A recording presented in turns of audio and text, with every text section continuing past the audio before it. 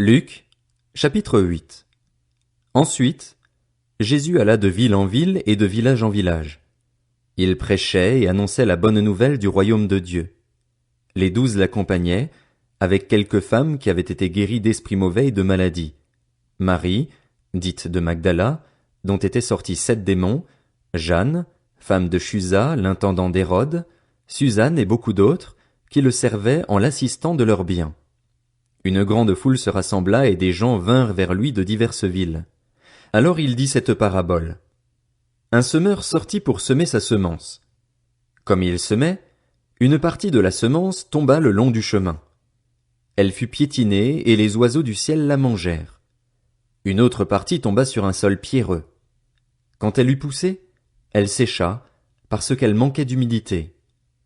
Une autre partie tomba au milieu des ronces. Les ronces poussèrent avec elle et l'étouffèrent.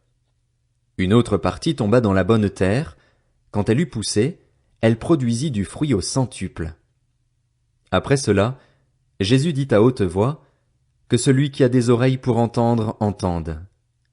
Ses disciples lui demandèrent ce que signifiait cette parabole. Il répondit, Il vous a été donné, à vous, de connaître les mystères du royaume de Dieu. Mais pour les autres, cela est dit en parabole, afin qu'en voyant ils ne voient pas et qu'en entendant ils ne comprennent pas. Voici ce que signifie cette parabole. La semence, c'est la parole de Dieu. Ceux qui sont le long du chemin, ce sont ceux qui entendent. Puis le diable vient et enlève la parole de leur cœur, de peur qu'ils ne croient et soient sauvés. Ceux qui sont sur le sol pierreux, ce sont ceux qui, lorsqu'ils entendent la parole, l'acceptent avec joie. Mais ils n'ont pas de racines, ils croient pour un temps et abandonnent au moment de l'épreuve. Ce qui est tombé parmi les ronces, ce sont ceux qui ont entendu la parole, mais en cours de route ils la laissent étouffer par les préoccupations, les richesses et les plaisirs de la vie, et ils ne parviennent pas à maturité. Ce qui est tombé dans la bonne terre, ce sont ceux qui ont entendu la parole avec un cœur honnête et bon, la retiennent et portent du fruit avec persévérance. Personne n'allume une lampe pour la couvrir d'un vase ou la mettre sous un lit, mais il la met sur un support, afin que ceux qui entrent voient la lumière. Il n'y a en effet rien de caché qui ne doive être mis en lumière, rien de secret qui ne doive être connu et mis au jour. Faites donc bien attention à la manière dont vous écoutez, car on donnera à celui qui a, mais à celui qui n'a pas on enlèvera même ce qu'il croit avoir. La mère et les frères de Jésus vinrent le trouver, mais ils ne pouvaient pas l'approcher à cause de la foule. On lui dit, Ta mère et tes frères sont dehors et ils désirent te voir. Mais il répondit, Ma mère et mes frères, ce sont ceux qui écoutent la parole de Dieu et qui la mettent en pratique. Un jour, Jésus monta dans une barque avec ses disciples. Il leur dit, Passons sur l'autre rive du lac. Et ils partirent. Pendant qu'ils naviguaient, Jésus s'endormit. Un tourbillon s'abattit sur le lac, la barque se remplissait d'eau et ils étaient en danger. Ils s'approchèrent et le réveillèrent en disant, Maître, Maître, nous allons mourir. Il se réveilla et menaça le vent et les flots. Ceux-ci s'apaisèrent et il y eut un calme plat. Puis il leur dit, Où est votre foi? Saisis de frayeur et d'étonnement, ils se dirent les uns aux autres, Qui est donc cet homme? Il donne des ordres même au vent et à l'eau, et ils lui obéissent. Ils abordèrent dans le pays des Gadaréniens, qui est vis-à-vis de la Galilée. Lorsque Jésus fut descendu à terre, un homme de la ville vint à sa rencontre.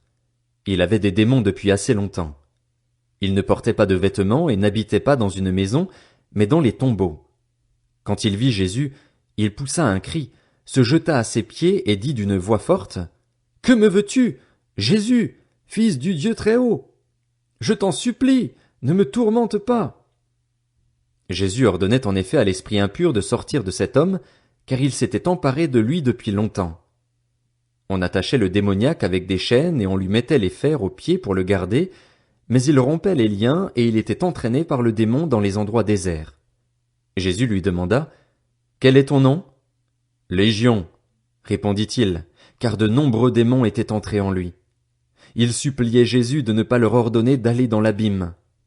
Il y avait là, sur la montagne, un grand troupeau de porcs en train de chercher à manger.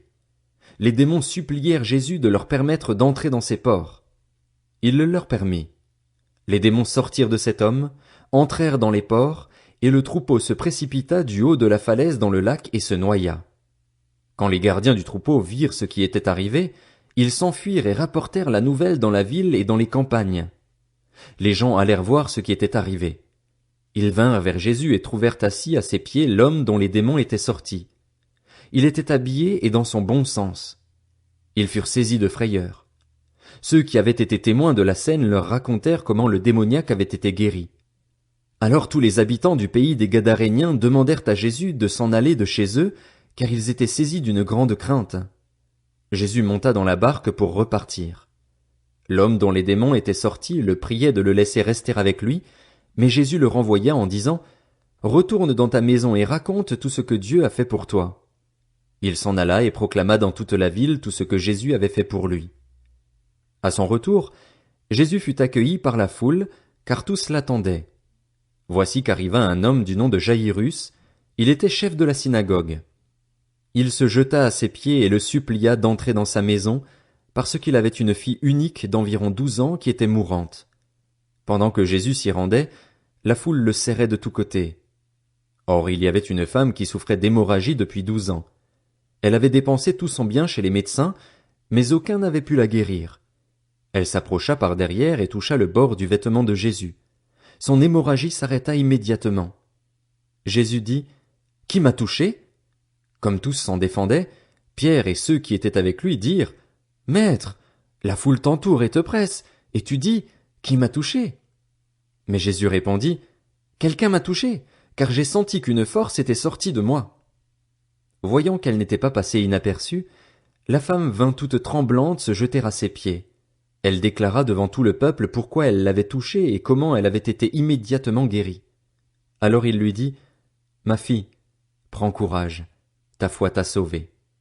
Pars dans la paix. » Jésus parlait encore quand quelqu'un arriva de chez le chef de la synagogue et lui dit « Ta fille est morte, ne dérange plus le maître. » Mais Jésus, qui avait entendu, dit au chef de la synagogue « N'aie pas peur, crois seulement, et elle sera sauvée. » Lorsqu'il fut arrivé à la maison, il ne laissa personne entrer avec lui, sauf Pierre, Jean et Jacques, ainsi que le père et la mère de l'enfant. Tous pleuraient et se lamentaient sur elle. Alors Jésus dit « Ne pleurez pas, car elle n'est pas morte, mais elle dort. » Ils se moquaient de lui, sachant qu'elle était morte. Mais il les fit tous sortir, prit la jeune fille par la main et dit d'une voix forte « Mon enfant, lève-toi !» Son esprit revint en elle, et elle se leva immédiatement. Jésus ordonna de lui donner à manger. Les parents de la jeune fille furent remplis d'étonnement. Il leur recommanda de ne dire à personne ce qui était arrivé.